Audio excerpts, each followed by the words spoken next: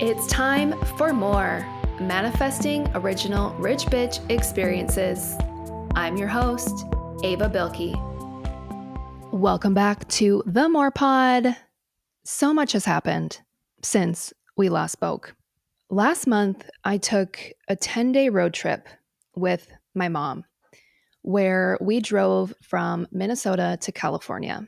And road trips and driving as a mode of transportation isn't really the standard in this household. Normally when I'm traveling, I'm flying. But for this trip in particular, I actually am going to be out in LA for a while here. And so I decided that I needed my vehicle, you know? Like I wasn't really willing to do life in LA without a car. So the drive was really born out of necessity. But this actually worked out because my mom recently retired from work. And so she has a lot of free time. And I'm an entrepreneur, I can make my own schedule. So I enrolled her in the opportunity to road trip with me.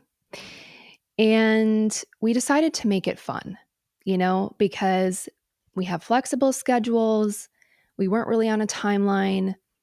We could take as much time as we wanted, stop in places along the way.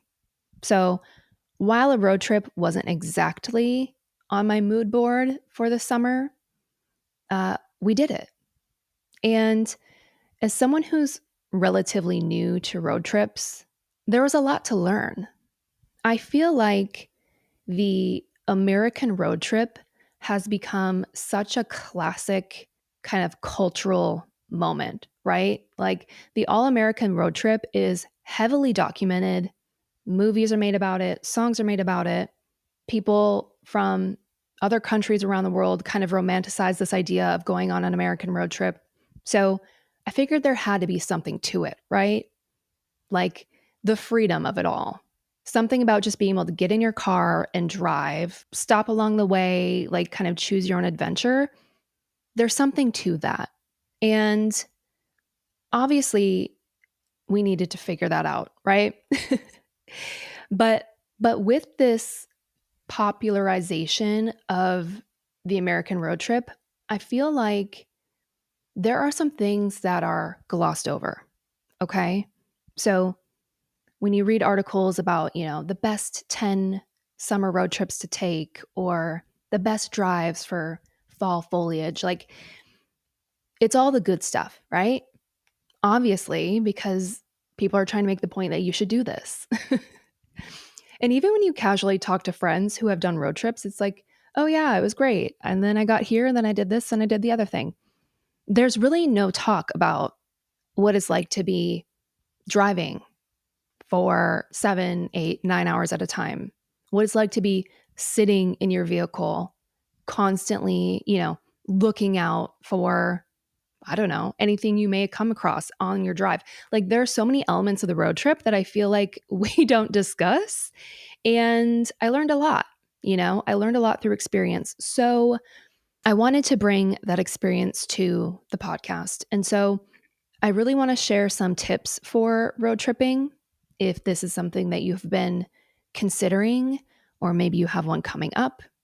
And I also want to share my road trip itinerary because at the end of the whole thing, we had a really great time. And so it actually turned into a little bit of a greatest hits tour, if you will. I was able to bring my mom to some of the cities that I've been spending more time in recently: Santa Fe, New Mexico, Palm Springs, California, Los Angeles, and really show her things for the first time, or for the first time in many years since she had been there last. So I'm super excited to dive into the itinerary as well. But like I said, the road trip is not without its challenges. So let's start with the tips. When it comes to tips for an all-American road trip, first and foremost, we need to be thinking about the planning and preparation. I feel like one of the most common questions I've gotten asked since the road trip is, well, like, how did you plan it? Like, how did you decide on your itinerary? Like, did you plan everything out? Did you kind of wing it? And we went with what I'd call a flexible itinerary, right? So we had stopping points kind of pinned out along the way. So we had our start point, which was Minneapolis. We had our end point, which was Los Angeles. And then we essentially said, okay, what do you want to see? Like, where do you want to go? Where do you want to stop along the way? And we pinpointed, let's see, 1, 2, 3 stops, I think. And the way I actually planned it was working backwards. So I identified the dates that we'd be in our end destination first, right? Because when you have a bit of an open schedule, it's like, well, I could spend 1 day here or 4 days here or 5 days here. Like, you kind of have to make your own bounds when you do have that schedule flexibility. So I started with the end point and said, okay, well, our goal is to be in Los Angeles at this date, and then worked back from there. And so the way that I actually planned it was just by choosing the hotels. I found that really helpful because there was one day where we just kind of winged it, right? So when we drove through the first day of the trip, our plan was essentially to say, like, let's just see how far we can get, and then we'll find a hotel nearby. And this was great. However, finding a hotel nearby after a long day of driving while you're still in the car, like looking up hotels, is kind of stressful. So I was really glad that I had, pinpointed and booked the other hotels along the trip before we got there. And so that was my method of planning, honestly. Pinpointed the places we wanted to go, booked the hotels in those cities. If it was a place where we had friends or family coming through, reached out to make some plans to meet up. And then everything else was just sort of loose and flexible, which is really helpful because, like I said, this is kind of a high stress situation, at least for me, as someone who mostly drives for necessity and not like for enjoyment purposes. So try that on for size. Plan your kind of main attraction or destination points, plan your hotel stays for those cities, and then kind of flow from there. I think that's a really great way to plan a road trip. When it comes to packing essentials, I packed for the road trip basically the way I'd pack for any other trip. So obviously, you pack your clothes, you pack any of your work stuff that you need, laptop, blog camera, podcast microphone in my case, anything that you need is a necessity, right? And this is pretty much the way I pack for any other trip. I pretty much bring the same set of belongings with me everywhere I go. And so I would say the only real difference between packing for a road trip versus packing for a different sort of trip is that, one, you kind of have more space if you're driving a vehicle versus if you're flying, right? Because airlines have restrictions for number of bags, weight of bags, etc. And then two, the other difference was that I actually packed food for the road trip, which is something that I don't normally pack otherwise. So packing, some essentials for the day, snacks that you can eat easily in the car when you're driving, some water, making sure if you're someone who caffeinates in the morning that you've got that situation figured out. That was really the only thing extra that I found myself packing for a road trip that I wouldn't normally pack for another type of trip. But again, having the more space in the car was nice. The only consideration I would add is that, when stopping over at hotels overnight, I didn't feel comfortable leaving my belongings in the car. So it was, a process of like unloading and loading the car each day.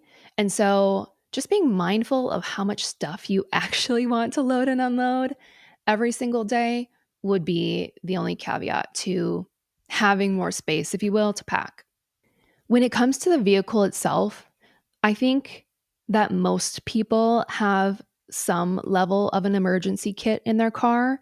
Um, but if you don't, or if you're renting a car, I think that having some emergency essentials is also really important for a road trip, especially if you're driving for multiple days. The longer you're on the road, like the more things could potentially go wrong and like the more of an emergency kit one may need.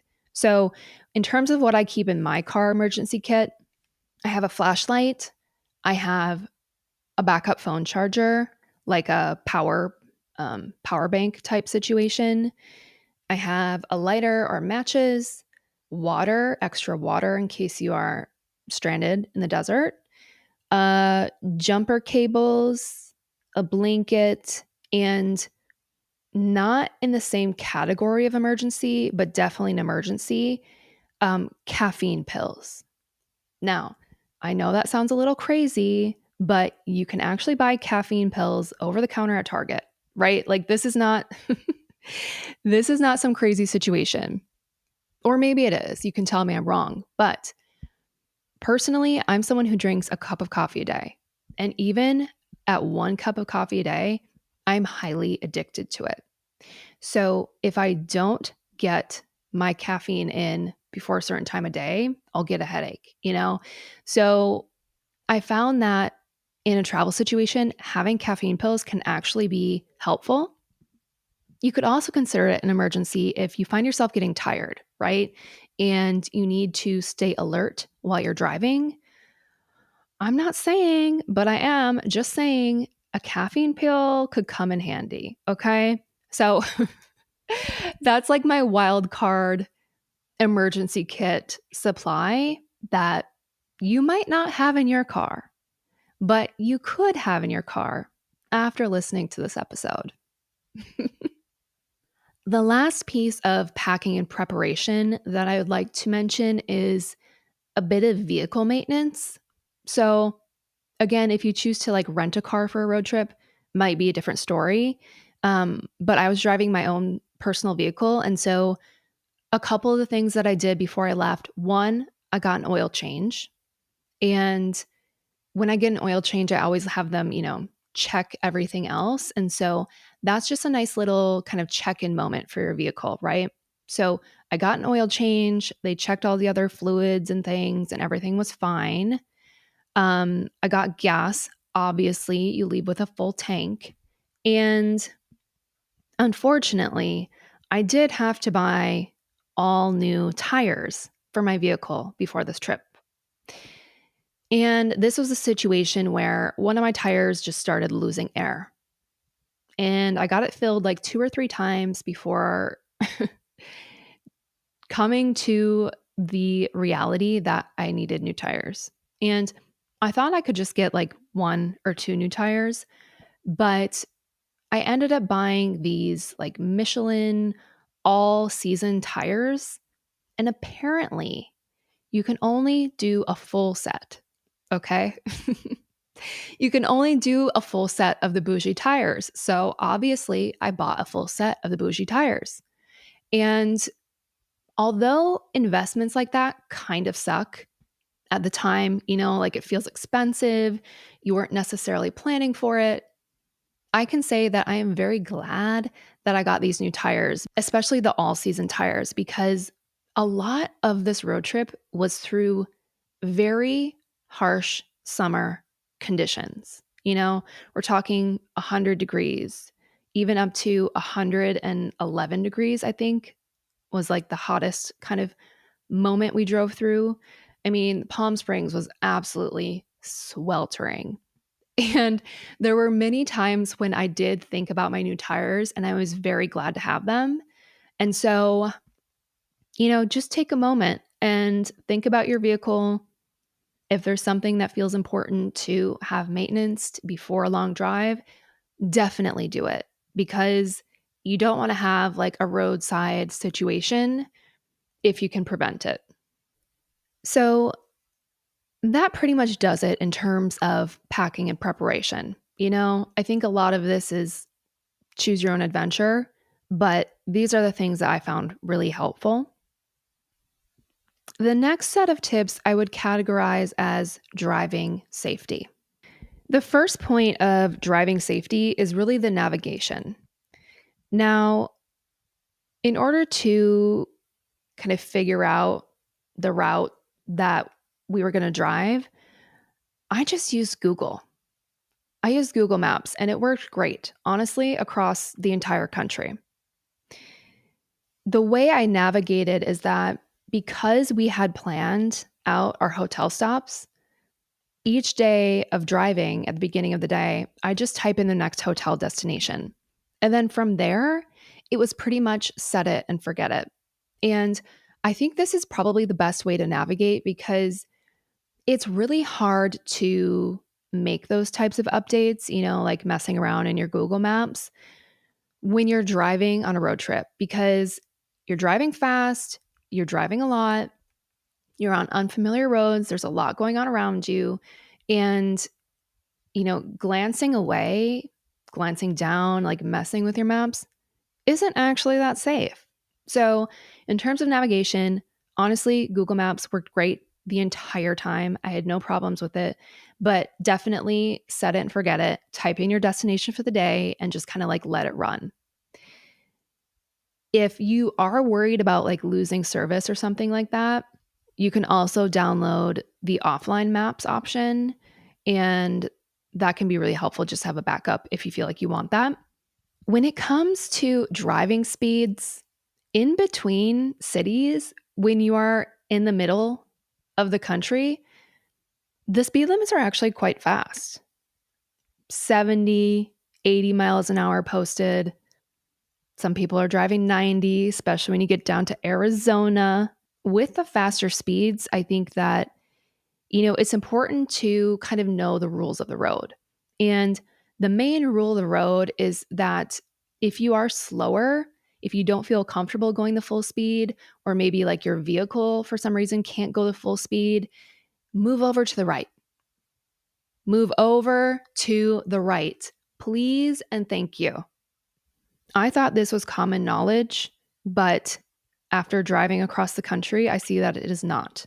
But the common knowledge is that the fast traffic is in the left lane and the slow traffic is in the right lane, and then depending on how many lanes there are, there's layers to it in the middle.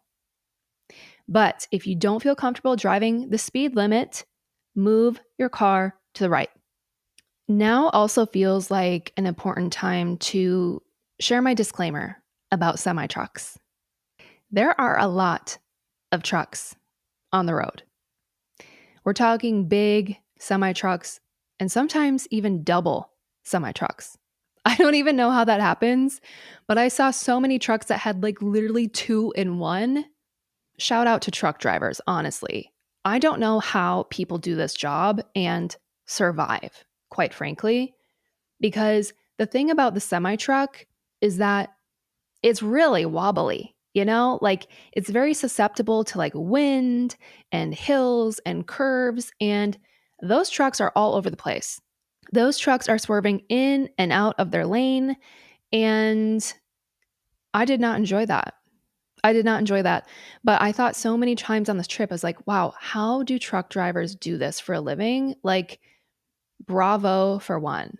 But for two, watch the fuck out for the semi truck drivers.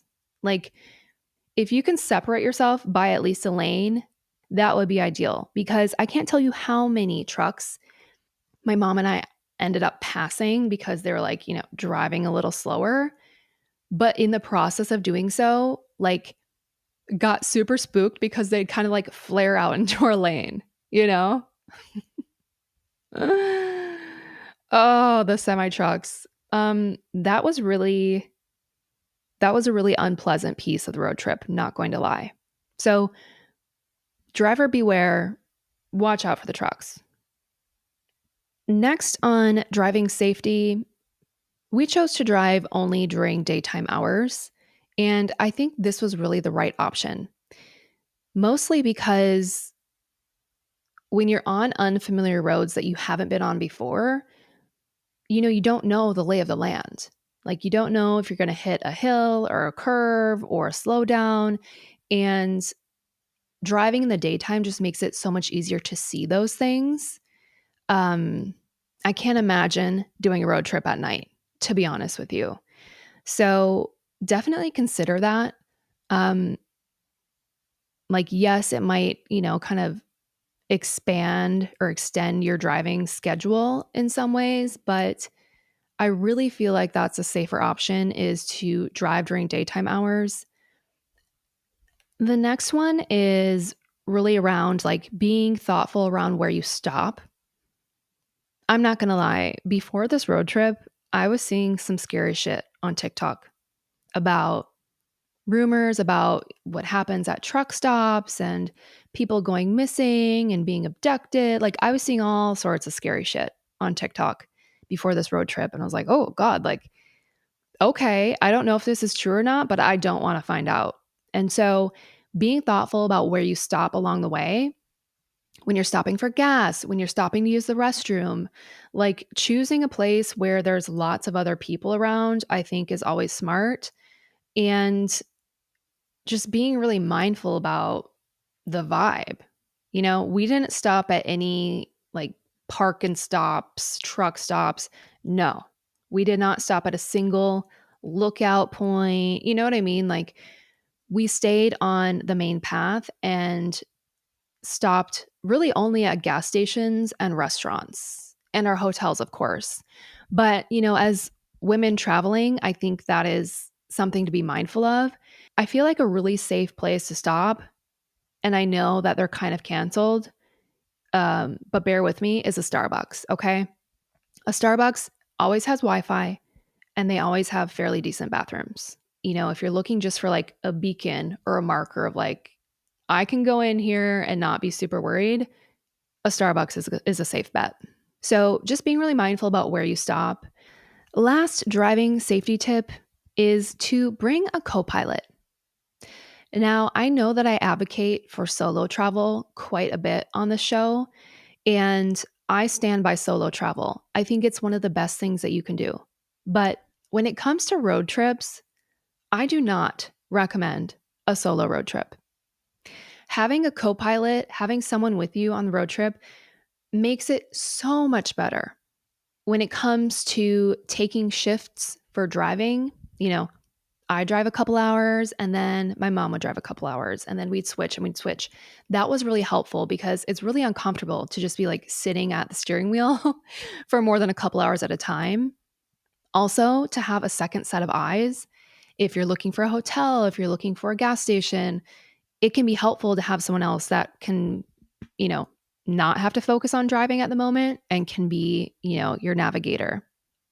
Also, I just think it's like a better way to pass time, especially if you're going on a really, really long trip. It gets a little boring. It gets a little quiet.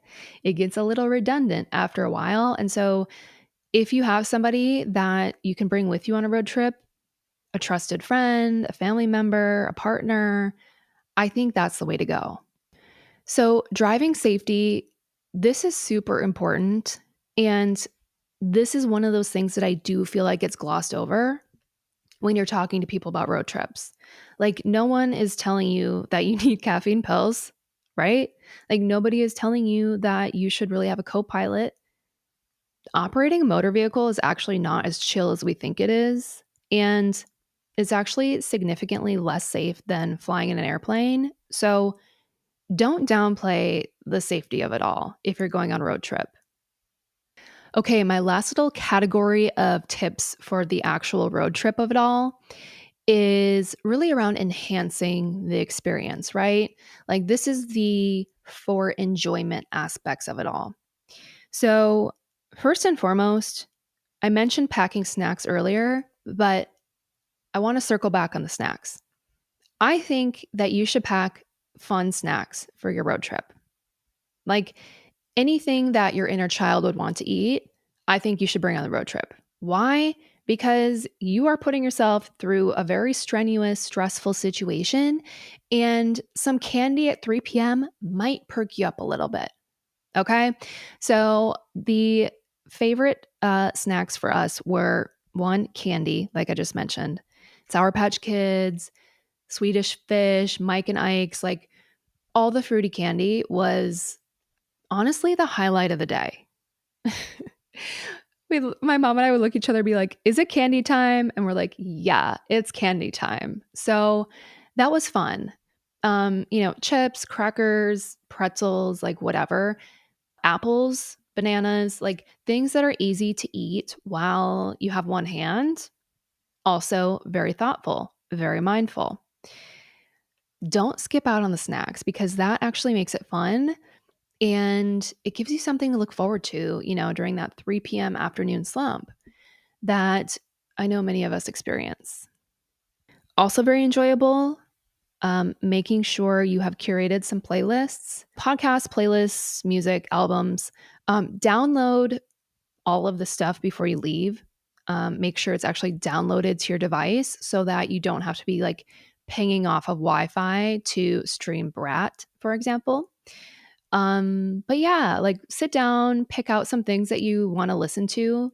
Maybe you've got your podcast shows that you listen to regularly, or maybe you want to kind of dive into a certain subject and download a few different episodes on a certain subject and have a little learnable moment. I know some people also like to do like audiobooks, and that can be a really good way to pass time when you have a long drive. But make it fun, like curate the sound, curate the vibe of your vehicle because it's going to be a long day. It's going to be a long drive. It's going to be a long week. So definitely put some thought into what you want to listen to. I also think it can be fun to play a little bit of a game, road trip bingo, for example. And you're like, how many things can we spot? Like how many different animals can we count? Something like that. The game that my mom and I landed on was how many things can we manifest for free? Manifested a free air tag, manifested free parking in Santa Fe, manifested free cake in Los Angeles. Like we definitely had some fun with it. And so that was like what we chose to kind of count and keep track of. I think some sort of a game like this, honestly, it's like, again, you're just like looking for things to look forward to because the drive itself is monotonous. So play a game, play a game. And lastly, I would also recommend deciding on how you want to document the experience. I had big dreams. I really wanted to vlog this road trip. I didn't vlog the road trip. I got too overwhelmed. I was exhausted. I didn't feel like it. I didn't feel cute. I didn't feel like I had anything to say, etc. But I did find a bit of balance in deciding to document all of the stops we made along the way with my digital camera.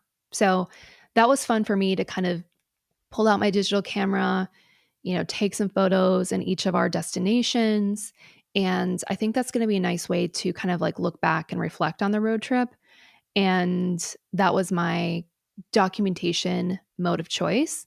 But figure out how you want to do that. And I think this applies to all travel in general, right? Like it's really nice to either capture your experiences and your insights in a journal, or it could be on video, could be um, photography, but like figure out what medium you could paint. That would be so cute. Figure out your medium that you want to document your experience in and hold yourself to it because it goes by so fast. And then you're like, what the hell just happened? And it's nice to be able to look back. So that really summarizes the things that I wish I knew going into the road trip and also the things that I've learned that I would recommend if you are going to be embarking on a road trip. Now, I also wanted to share the itinerary for our road trip because I thought it was a lot of fun. And my mom agreed, like it was Ava's mom endorsed. So let's get into it. I know that there are so many options, right? Like the United States of America is giant. That means there are endless opportunities for different road trips. You could curate a road trip around like visiting national parks, for example. You could curate a road trip around a specific region of the country. Um, you could do a whole like haunted house road trip. There are so many ways you could curate a road trip. For us, it was really just where do we want to hang out in the Southwest, in the West before we get to LA? And how can we have some really nice hotel and food experiences along the way? So, this is the 10-day itinerary from Minnesota to California, 2,000 miles, 28 hours of drive time. And the 28 hours, I should specify, doesn't include bathroom breaks. Okay. This is drive time. It's a sizable trip, but if you're up for it, here we go. So, our starting point was Minneapolis, and this was obviously just where we live. And so that's where we started from. I feel like if you wanted to try out this itinerary, you could also start from Denver and um, maybe kind of shrink a day or two off the trip and do the same drive. So our starting point was Minneapolis, our ending point was LA. And then our key stops along the way were Kansas, Santa Fe, New Mexico, Palm Springs, California, and then ultimately LA. The first leg of the road trip was from Minneapolis to, we ultimately ended up stopping in Wichita, Kansas. And this was a 9-hour drive, 650 miles. This first leg of the drive, I would say, was the most familiar terrain, if you will. We were driving through the Midwest. I grew up in the Midwest. I'm very familiar with what the Midwest looks like, but it feels comfortable, right? Like I'm like in my element. The states we drove through were Minnesota, Iowa, Missouri, and Kansas.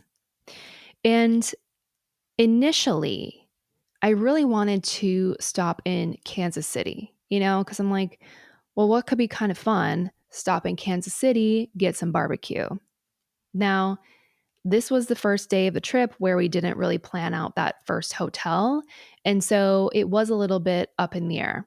And what happened was we ended up driving through Kansas City, and the route we were on, like we didn't even really go through downtown or anything. It's just a blip.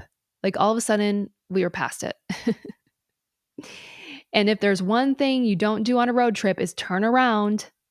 So we kept driving and just decided we'd go as far as we could and then get a hotel for the night. So we ended up stopping in Wichita. But, along the way, I would say this was an enjoyable drive. The roads were really good. There's a lot of greenery because, it's Midwest summer, but there's still plenty of rain. The temperatures weren't too insane, 80 to 90 degrees. And there were definitely like a lot of trucks on the highway, but nothing else super crazy. And again, like this could be just because it's the terrain that I'm most familiar with, that it felt kind of easy breezy. But that was my experience of driving through the Midwest. So this was nice, nothing too insane to report back. Did listen to Chapel Roan all the way through Missouri. Got to bump the Midwestern Princess. And so that was kind of fun. But other than that, nothing too eventful. And honestly, nothing too eventful can be a good thing. But it really does, this kind of leg of the trip, it really does just give you a glimpse into like middle America, classic Midwest. It's kind of cute, like it's kind of serene, it's kind of quaint, it's kind of peaceful. We completed our Midwest experience by staying at a country inn and suites and eating dinner at the Longhorn Steakhouse. Okay. I don't really know how you could top that Midwest experience. This was definitely not like the destination hotel. We stayed at the Country Inn and Suites because it's like a very consistent clean, no frills stay. So if I find myself kind of in the middle of nowhere and I'm like, oh, I don't know, like, do I risk it? Do I go to the Super 8? Do I go to the Holiday Inn? I will choose typically a Country Inn and Suites. Had our solid, very basic experience, paid like maybe $100 for the room, got some sleep, and then got back on the road. So this first leg of the trip really wasn't more of the enjoyment. This was kind of more of like getting to the region where, in my mind, the trip really started. And I think you'll find that with any road trip, right? Like there's going to be places where you're like, this isn't really my focus, but we're here and we're going on the journey. The second leg of the trip was when we drove from Kansas to New Mexico. And this was another 9 hours, approximately 600 miles. This was mostly a drive through Kansas. Like, this was a long state to drive through width wise. A little bit of Oklahoma, and then finally into New Mexico.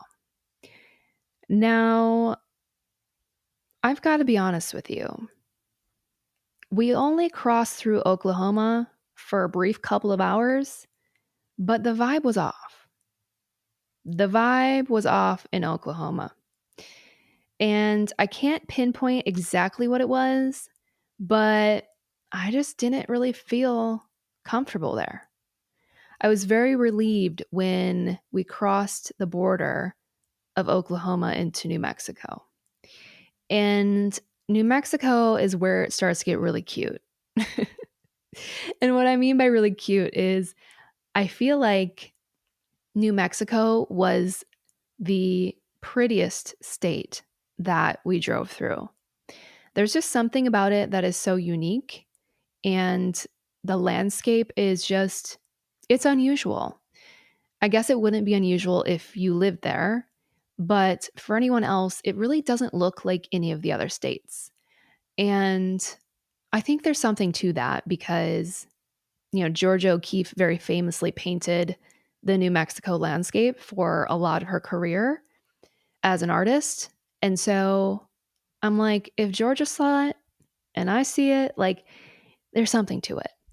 The plan was to stay 2 nights in New Mexico. And, in the planning process, we were kind of flipping between staying in Santa Fe and staying in Albuquerque. I've never actually stayed in Albuquerque. I've flown into that city before. I have spent time in Santa Fe, but my mom hadn't. So we decided to go there, and I got to show her some of the places that I enjoy going there. So we took 2 nights, and I think this was really nice because at this point we were ready for a little break from driving. So I think, kind of oscillating between just drive days and then drive and kind of stay for a couple days was really helpful to kind of break it up because, again, this is a long trip. But in Santa Fe, we stayed at the Hotel St. Francis. And this hotel is like right in the plaza. And the plaza is this little area of downtown that's, very compact and very walkable. And so that's where you'll find a lot of restaurants, a lot of hotels, the art fairs, the old churches, like basically everything about old Santa Fe is kind of in the plaza. We stayed at the Hotel St. Francis. This is a super cute, super old hotel. It has sort of almost like a churchy, like monastery type of vibe. I mean, it's called the St. Francis, but it's an interesting building and it's really convenient to everything that we kind of wanted to see over the couple days. And so I do recommend the hotel. The best part about the hotel is that on the first floor in the lobby is actually the Gruet Winery tasting room. Now, if you've listened to the Santa Fe episode of this podcast, you know that I love this tasting room. And so I've been here a couple times before, but never as a hotel guest. So that was exciting for me. This winery makes champagne style sparkling wines in New Mexico. And I love the tasting room because they do really nice service. You get to try three, four different wines. I mean, you could do whatever you want. But my favorite wine that they make is called Sauvage, and it's a really dry sparkling wine, no sugar added. It is delicious. I love it. So it was really fun to stay in the hotel and be able to just kind of like walk downstairs to go to the tasting room versus other times, I've stayed at different places and had to commute there. Not a big deal, but you know what I mean. It was fun to just bop downstairs and be at the tasting room.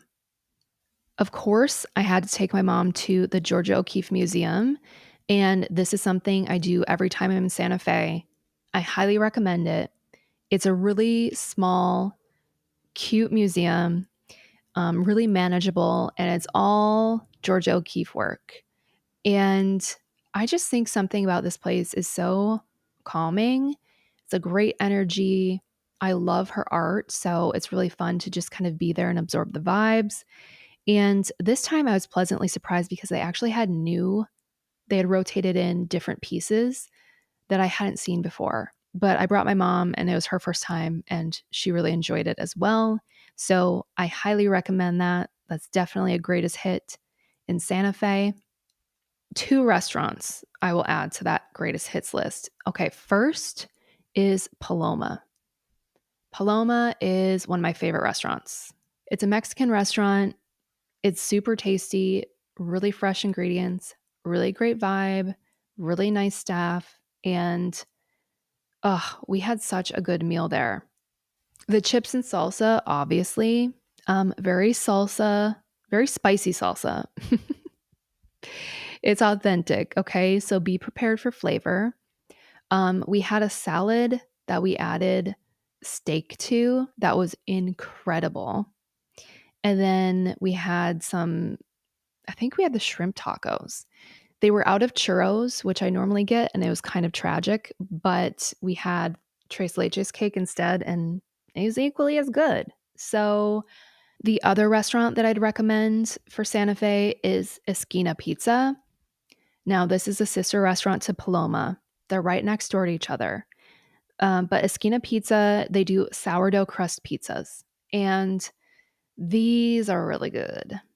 These are really, really good. We had a pepperoni pizza with hot honey on it. Ugh. Also, nice selection of wines. And for dessert, we had lavender ice cream, lavender gelato, maybe. It was lavender gelato. It's actually lavender season when we were there. So that was fun too. New Mexico has a lavender harvest season and they produce actually a lot of lavender. Like you'll notice a lot of candles and lotions and things like that in the area have lavender in them. And it was fun to be able to kind of partake in the harvest season slightly by enjoying lavender gelato. So those are my highlights. Hotel St. Francis, Gouret Winery Tasting Room, Georgia O'Keeffe Museum, Paloma, and Esquina Pizza. So after a couple of lovely days in Santa Fe, we drove the third leg of the road trip. This was the leg from Santa Fe, New Mexico to Palm Springs, California. I'm not going to sugarcoat this one. This was the worst drive. This was the absolute worst leg of the trip for a couple of reasons. First and foremost, it was the longest day. So this was an 11 and a half hour drive and like 750 miles. The states we drove through were New Mexico, Arizona, and then California. Now, New Mexico continued to be super cute and lovely all the way through. Arizona is where things got interesting. Now, I've been to Arizona a handful of times. My perception of Arizona was that it was all sort of the same kind of terrain, which in my mind, I thought was just like kind of flat, dry, desert. And boy, was I wrong. Pretty quickly into our drive, we encountered the Tonto National Forest. Now, this is a PSA, public service announcement. The Tonto National Forest, that exists in Arizona is some of the most rugged terrain I have ever experienced. And rugged is actually the word that is used on the National Forests of America website. Okay. To paint the picture for you, the elevation in this national forest varies from 1,000 to 7,000 feet. And it is a very large forest, the largest national forest in Arizona, and the fifth or sixth largest national forest in the country. And this drive entailed 6 to 7 to 8% grade declines. It had windy twists and turns, areas of falling rock, memorials along the highway, people who had lost their lives driving through this stretch of the country. I don't think I've ever been more stressed out in my entire life. I mean, this was a solid 3 to 4 hours of climbing the elevation. And, then your ears pop. And then you go downhill and your car is just like racing out of control because it's like you've got, the momentum of the downhill. You've got curves where if you look over the bend, it's like you would fall to your death. It was scary. Okay. It was really scary. I was scared the whole time. I was white knuckling, gripping the steering wheel, like hunched over, hyper focused, because this felt like, and this was the only time I experienced this on the whole road trip. This felt like one of those moments where it's like, I don't think we're going to survive this. I know my mom was equally as stressed because we didn't speak a word to each other for these 4 hours. It was a silent ride. I will never, ever, ever drive through the Tonto National Forest ever again. So, this is a PSA. If you drive through Arizona, beware, be mindful, be ready, be prepared if you choose to drive through this forest. It was legitimately a 3 or 4 hour drive to get on the other side. And I actually wanted to quit. Like, I was ready to pack up the whole trip. Abort mission, like we're done. So I don't know how I missed that, like I was really just kind of trusting my Google Maps navigation, following the path. Didn't think that I'd have to like look out for this national forest because again, I was naive and I thought it was all kind of just flat.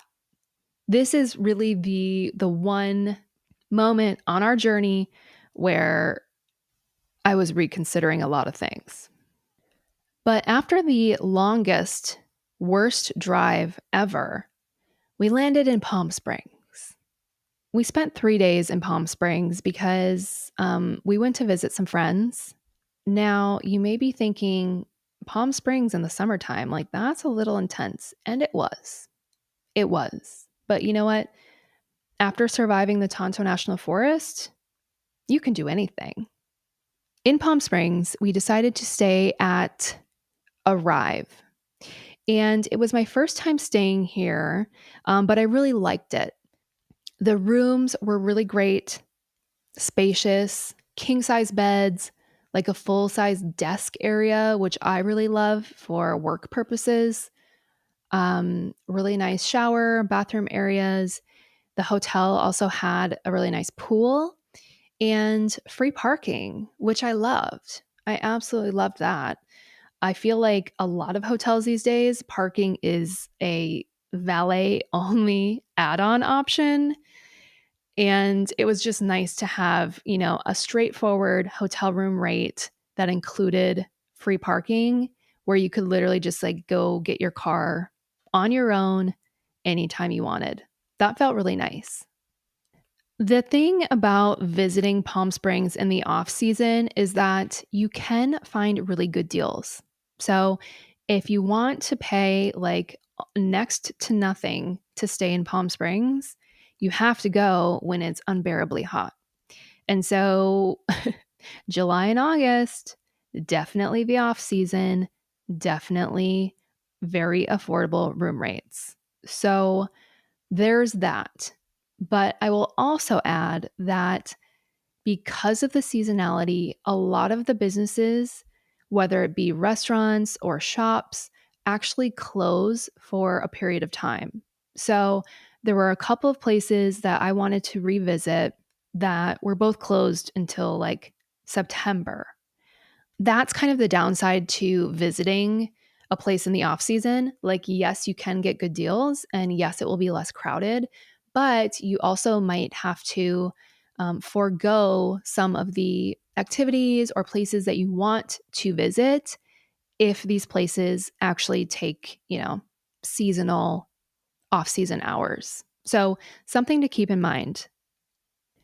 In terms of the highlights for Palm Springs, I've said it once and I'll say it again. I love shopping at Market Market. Market Market is this huge space that has a bunch of vintage resellers all in under one roof. So, Market Market, I love to go for inspiration. They sell a lot of gorgeous furniture. They also sell clothes, home goods. I mean, like everything you could imagine is at Market Market. I always have a funny knack for like finding jackets in the middle of the desert. And this visit was no different. So I got a really cute blazer at Market Market. Thank you so much. Another shop that I always love to stop in Palm Springs is called Big Bud Press. There are a few locations, but I love their shop in the desert. The girls who work there are always so sweet. I love going in there. In terms of restaurants, the Arrive Hotel is actually directly across the street from Heyday, and Heyday is one of my favorite spots in Palm Springs. Heyday makes a really kind of classic old fashioned style smash hamburger, and they are so good.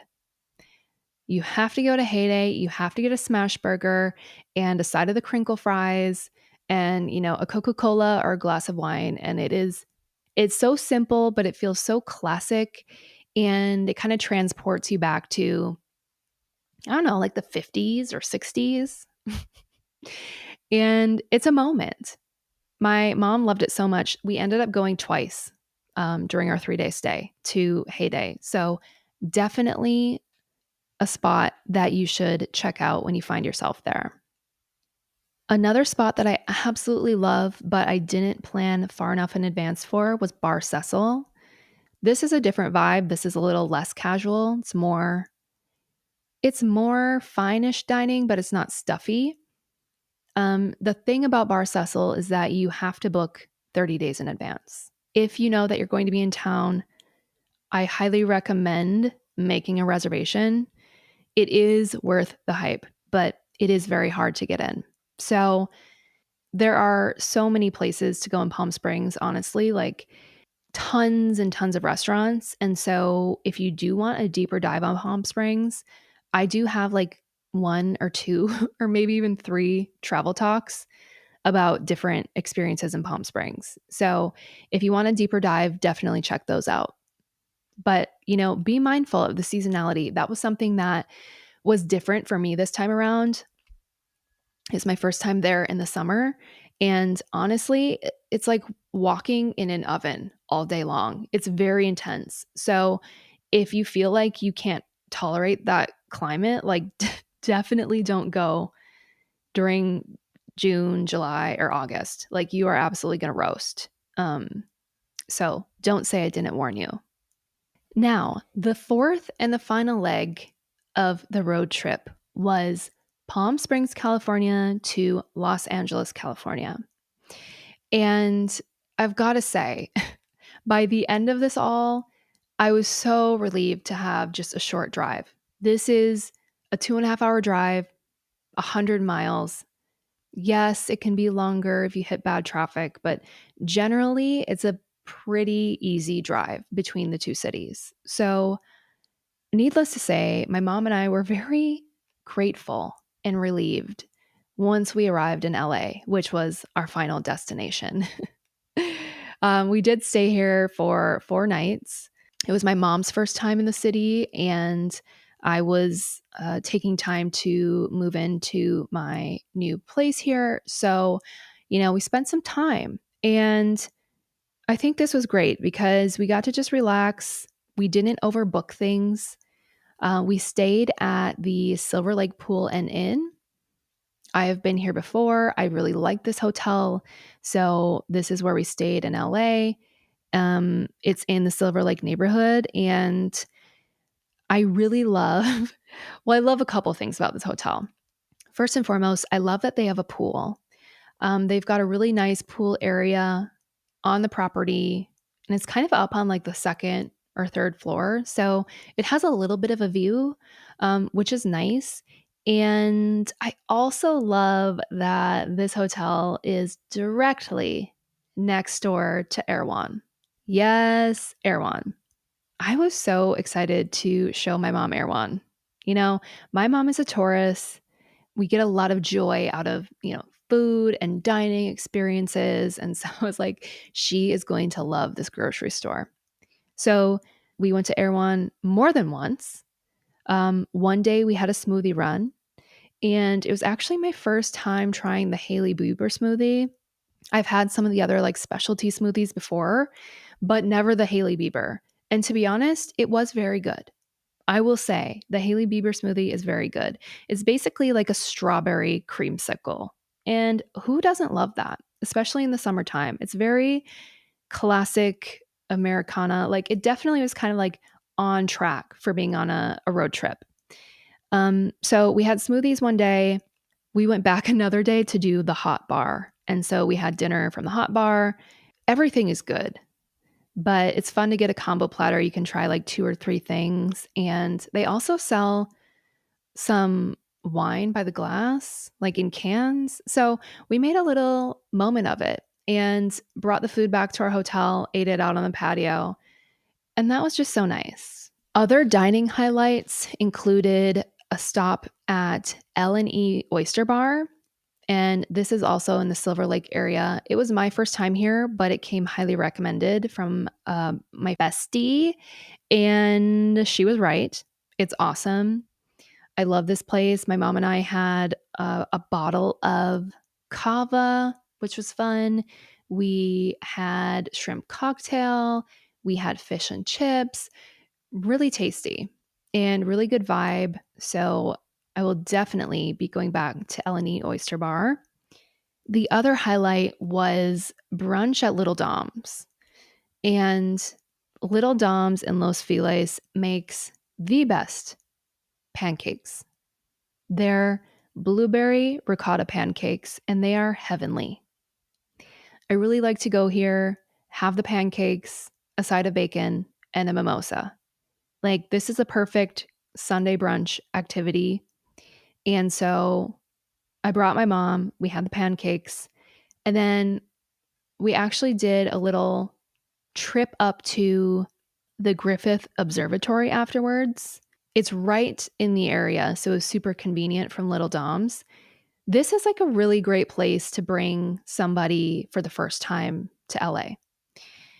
It's fun to get up high in the hills and be able to kind of see the lay of the land. Really great views of the city from all points. Good views of the Hollywood sign. So it was definitely a photo op moment for us. I encapsulated it with my digital camera. And honestly, this was the extent of the LA tourism that we did, was a trip up to the observatory and pictures at the Hollywood sign. There's so much more that can be done in LA, but at this point in the trip, we were so tired. We were so tired, so we didn't want to overdo it. And, I think that's just a reminder that you don't have to overplan everything. Like sometimes I think like, oh, I have to have the perfect itinerary. I have to try 100 things. No, you really don't. We spent plenty of time lounging by the pool, and that was just as enjoyable as taking our photo by the Hollywood sign. So give yourself that grace, especially on a road trip. The experience will be exactly what it's supposed to be. I think this itinerary was really fun. It was the perfect mix of greatest hits, highlights, and also downtime. And I think it was great. It was so funny. I asked my mom for her favorite and least favorite part of the road trip. And she said that her least favorite part was passing all the semi trucks on the highway. That I absolutely agree with. And she said her favorite part was all of the hotel stays and the food we had in all the places we visited. So I'd say that's a win. I would say that's a win. This itinerary is endorsed by Ava's mother. So try it out. I encourage you to try it out. She also said that she had a great time, but that she didn't want to do this again. And honestly, I agree. I feel like if this was a two-way road trip, this might be a different podcast episode. The one-way road trip has been quite the experience, and I don't want to drive back, to be honest. And I don't plan on it.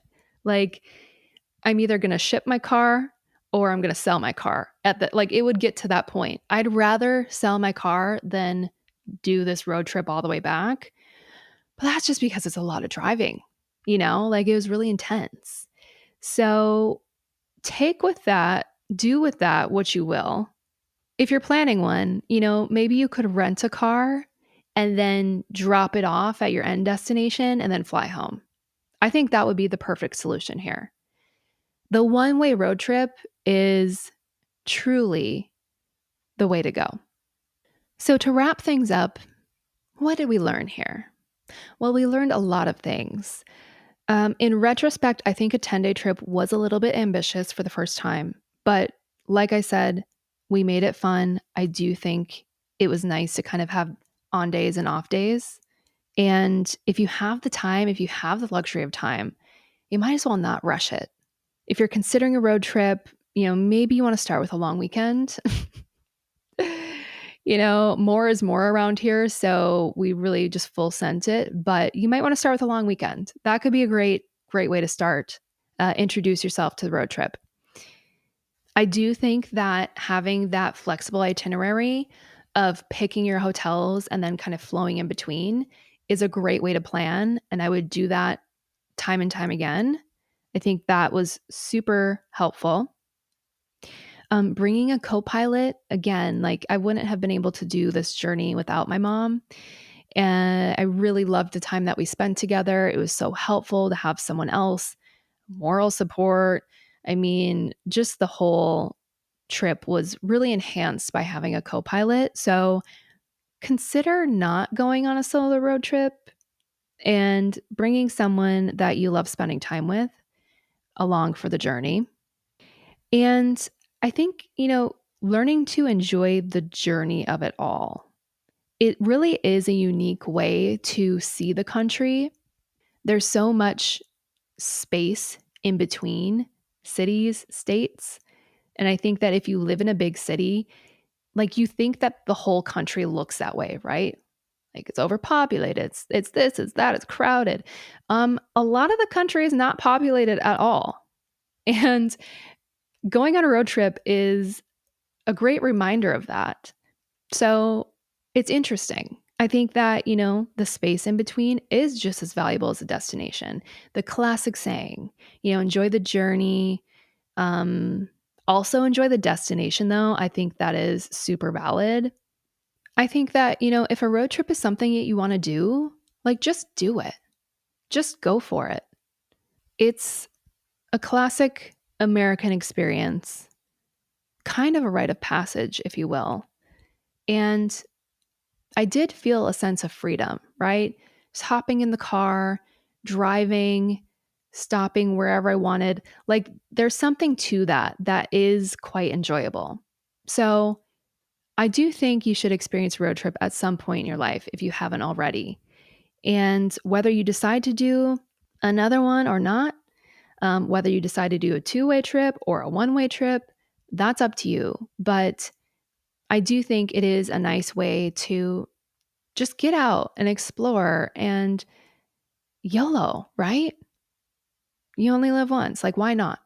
Why not road trip? So that concludes the All American Road Trip. And so if you're planning a road trip, I hope that some of these tips will be helpful to you, some of these considerations, so that you have a safe drive, an enjoyable drive, a fun drive. And if you're interested in visiting the Southwest and road tripping in California, hopefully this itinerary gives you some good starting points, stopping points. If you decide to visit any of these spots, I would love to know. Let me know if you decide to road trip. You can send me a DM on Instagram at the More Pod. You can drop your road trip experience in a 5-star review on Apple Podcasts. Thank you so much for listening. I always appreciate the time you spend here with me. And I hope that you are continuing to manifest original rich bitch experiences because that's what life is all about. I will see you soon. In the meantime, don't forget to be more you. Bye. Listen to the More Pod every Wednesday as I share the things that make me more me and discover a thing or two to make you more you.